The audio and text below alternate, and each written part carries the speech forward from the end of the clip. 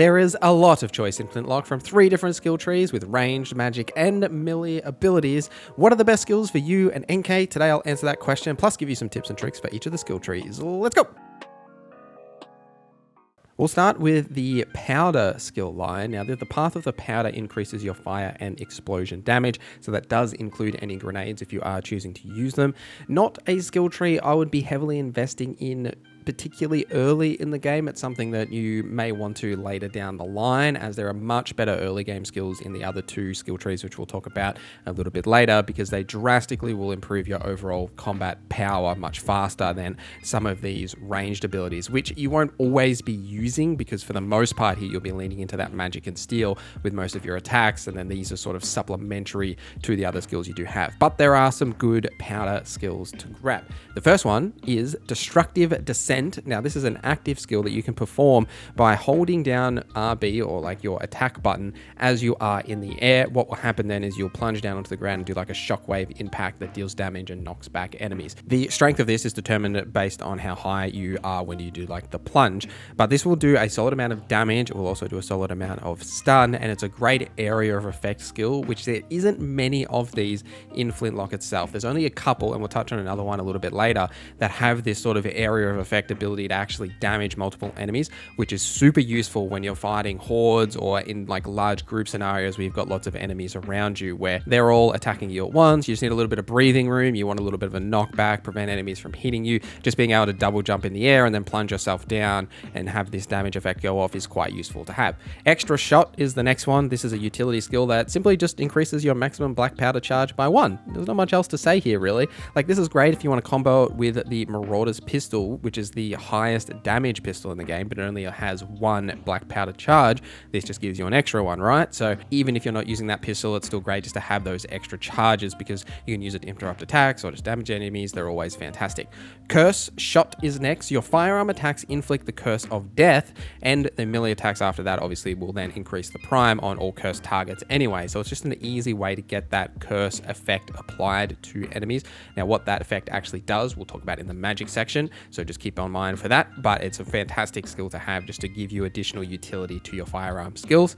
The Chain of Misfortune is potentially the best powder skill that you can get. When you perform a critical attack on a cursed enemy, a magical explosion detonates, transferring all curses from the affected enemy to all other enemies in the blast radius. So just how we touched on earlier, how there isn't a lot of AoE, this is one of the other options that you can get. Plus, when you trigger those critical attacks, once you've fully primed enemies and they get in that like stunned animation where you can follow up with that critical attack, that explosion damage is fantastic to finish off a lot of the weaker enemies that'll be around you, or if NK's like been fighting something, you can finish that off as well. And just generally one of those great like supplementary skills, because you don't have to do anything for this, right? It's a passive skill. You'll be critical attacking all throughout the game. It just gives you additional utility on your critical attacks by the extra damage it does. The Path of Magic increases yours and Enki's magic damage, and it's one of the best skill trees as you both use magic damage. Plus, there is a ton of utility-based skills here for Enki to improve his overall status effects, or increasing prime, or just straight up just dealing damage without you having to do anything, which is absolutely fantastic. And most of these skills are based on Enki's curse effects.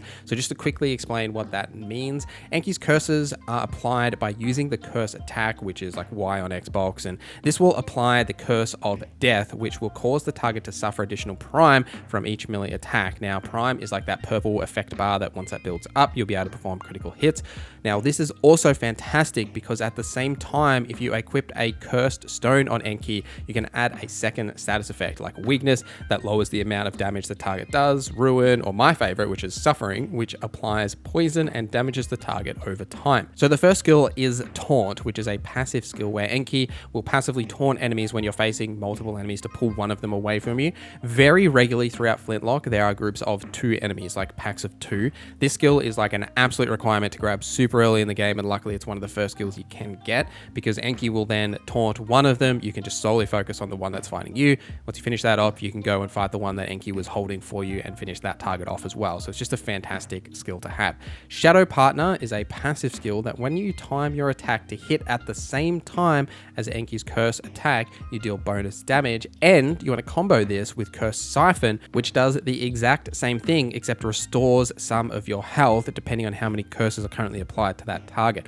This is all about timing those attacks perfectly. So you essentially hit that curse button, wait like a split second, and then attack to get that effect triggering. You'll notice when you do actually have an attack, because you'll see like obviously the extra damage will go off, but the siphon from Curse Siphon, you'll see that like health like siphon into you, so you'll know when you actually do get that trigger effect happen. I essentially have used this combo throughout the entire game when I unlock both of these skills, because not only does it increase your overall damage output, it restores some of your health. So rather than having to rely on like using your flask to heal a little bit, you just get that little bit of chip health back every time you trigger this combo, plus the extra melee damage, and then you're building up that prime on the target as well, so you can follow with critical hits. It's just a perfect synergistic combo that works together, plus just really helps you beat bosses and any sort of encounter that you come across. Shadow Strike is another fantastic one. That's another passive skill. Enki automatically attacks and curses an enemy whose attack you dodge at the last minute, and it will apply your curse there as well. So essentially that's the main reason. It's just a free apply of your curse when you dodge the attack, and because you can have multiple triggers of these curses going off, as well as the extra curse stone effect, like say poison for example, you're just getting free damage on the target or free other status effects plus the curse that's going on there as well.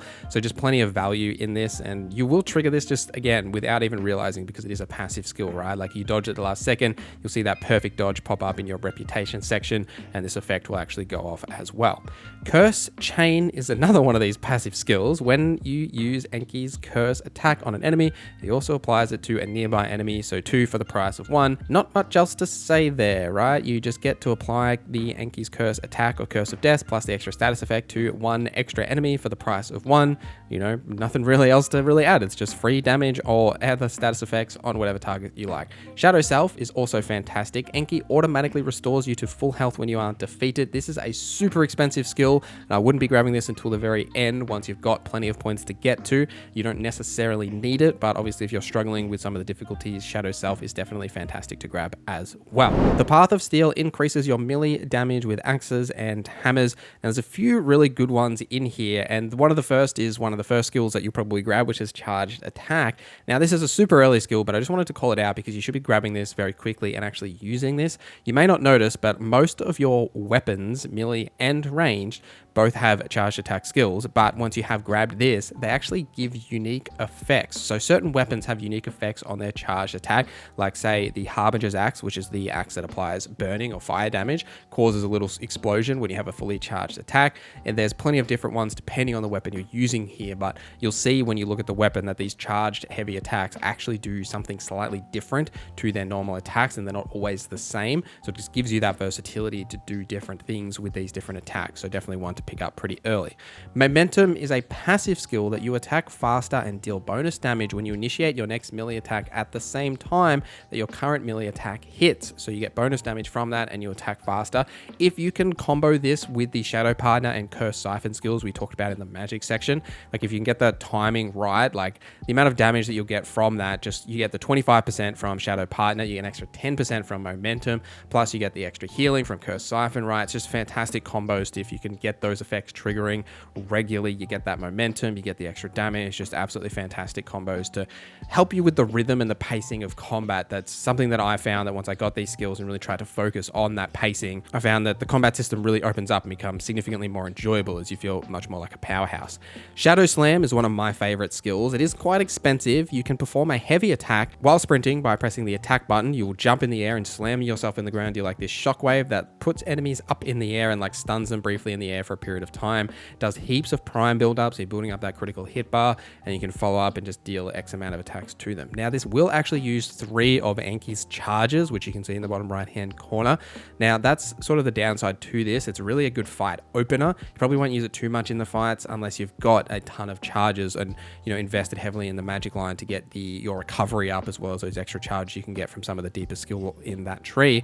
But it's something that you can definitely use to open up in any sort of scenarios where you're fighting a horde, there's lots of enemies or something that you want to get this attack off and sort of stun enemies for a brief period to give yourself a bit more breathing room.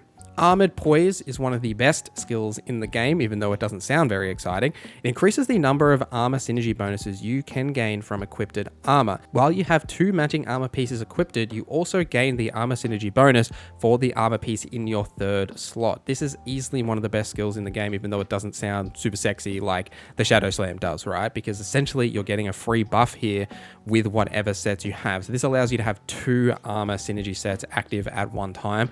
My personal favorite is like the Warlock set. So when you defeat a cursed enemy, all curses on that enemy transfer to another enemy within 10 meters. Then you can combine that with like the Regulators set, which can then keep you alive, like I was talking about with that Shadow Self skill. Rather than using that, you can use the Regulators ability as well. So plenty of different synergies you could play around with depending on what build you're playing, etc. But definitely one I would be investing in once you have got a few points in the steel line. And the last one is pretty self-explanatory. It's the Hardy Fortitude. It increases the effectiveness of your healing effects and increases the amount of health restored from your flask. That's basically it. You take damage, you need to use your flask, it restores more. Not much else you need to know there, but let me know your favorite skills in the comments down below and what you're thinking of Flintlock, the Siege of Dawn. I'd love to hear your overall opinions on the game as well in the comments. But thank you guys for watching this video till the end. Thank you to our members for supporting the channel. My name is Norza, and I hope you have a great day.